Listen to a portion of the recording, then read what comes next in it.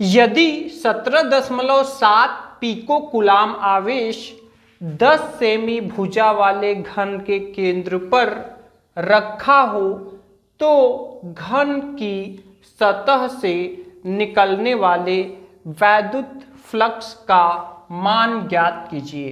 तो देखिए यहाँ पर ये जो क्वेश्चन है, ये क्वेश्चन में क्या दिया हुआ है, एक घन है और उस घन के केंद्र पर क्या रखा हुआ है, एक आवेश रखा हुआ है। ठीक है, तो आपको पता है कि जब किसी बंद पृष्ठ के अंदर अगर कोई आवेश रखा रहता है तो इसके हर तरफ क्या निकलता है, वैद्युत फ्लक्स निकलता है, हर तरफ से वैद्युत फ्लक्स निकलता है। ठीक है, तो अब यहाँ पर देखिए, यहाँ पर हमें फ्लक्स निकालना है, लेकिन यहाँ पर एक शर्त है, यहाँ पर गया है घन की प्रत्येक, यहाँ पे प्रत्येक रहेगा, घन की प्रत्येक सतह से, यानी कि गॉस का प्रमेय जो हम लोगों ने पढ़ा हुआ है, क्या पढ़ा है हम लोगों ने, फाई ई बराबर क्यू बटा एप्सिलॉन नॉट।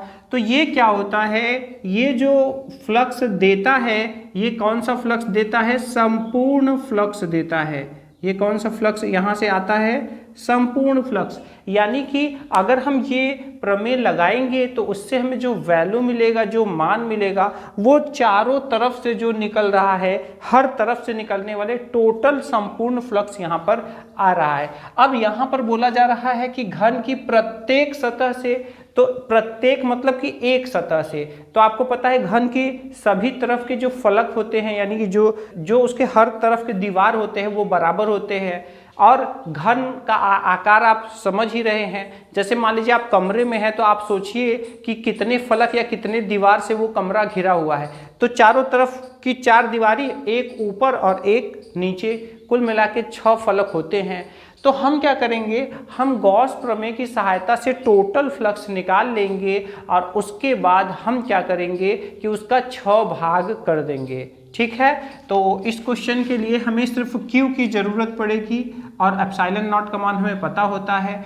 आप सोच रहे होंगे कि ये 10 सेमी भुजा भी दी गई है तो इसका यहाँ पर कोई यूज नहीं करना है। ठीक है, तो हम यहाँ क्या लिखेंगे, हल दिया है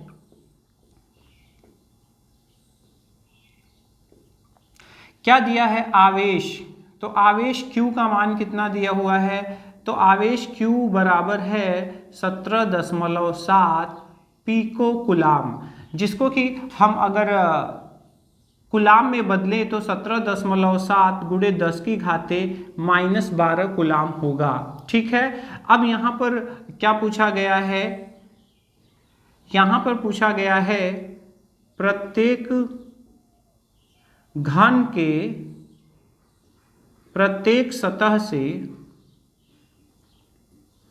निर्गत फ्लक्स, ये हमको पूछा गया है, क्वेश्चन मार्क है।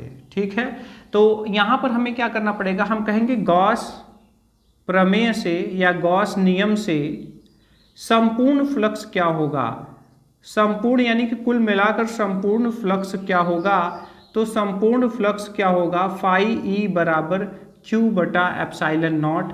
अब यहाँ पर देखिए Q का मान हम लोगों का कितना है, 17.7 गुणे 10 की घाते -12, और यहाँ एप्सिलॉन नॉट का मान है 8.85 गुणे 10 की घाते -12। तो हम देख पा रहे हैं कि यहाँ पर ये 12 से 12 कट जा रहा है और यहाँ पर 0 बढ़ाकर हम देख रहे हैं कि नीचे से 2 अंक पर दशमलव ये भी है और 2 अंक पर दशमलव ये भी है, तो दशमलव से दशमलव हट जाएगा और ये आ जाएगा 1770 बटा 885, जिसको कि अगर हम काटेंगे तो यहाँ पर 2 न्यूटन मीटर स्क्वायर प्रति कूलाम ये हमारा फ्लक्स आ रहा है। अब यहाँ पर घन के प्रत्येक सतह से निर्गत फ्लक्स, अतः घन के, तो ये टोटल फ्लक्स है जो कि 6 जो उसके फलक हैं हर जगह से, हर सतह से निकल रहा है, घन के 6 सतहों से कुल मिलाकर इतना फ्लक्स निकल रहा है। तो घन के प्रत्येक सतह से निर्गत वैद्युत फ्लक्स, तो हमें क्या करना पड़ेगा, हमें जो भी संपूर्ण फ्लक्स आया है उसका हमें 6 भाग करना पड़ेगा।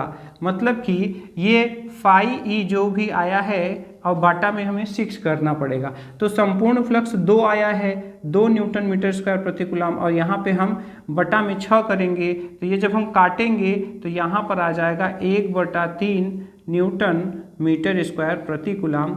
इस तरह से यहाँ पर हमारा आंसर आ जाएगा। तो इस तरह से हम अपने इस क्वेश्चन को सॉल्व कर लेंगे। यहाँ पर ध्यान दीजिएगा, यहाँ पर इस तरह के घन वाले रिलेटेड और भी क्वेश्चंस आएंगे तो वहाँ पर भी आपको ऐसे ही करना है। आप भुजा में कंफ्यूज नहीं होना है आपको कि इसका मान कहाँ रखा जाएगा। आपको सिर्फ गॉस प्रमेय से संपूर्ण फ्लक्स निकाल लेना है। अब एक फ्लक्स से निकलने वाला फ्लक्स के लिए आपको बटा में 6 लगाना पड़ेगा, और बटा में 6 जब आप करेंगे कॉट उसको हल कर लेंगे तो आपका आंसर आ जाएगा।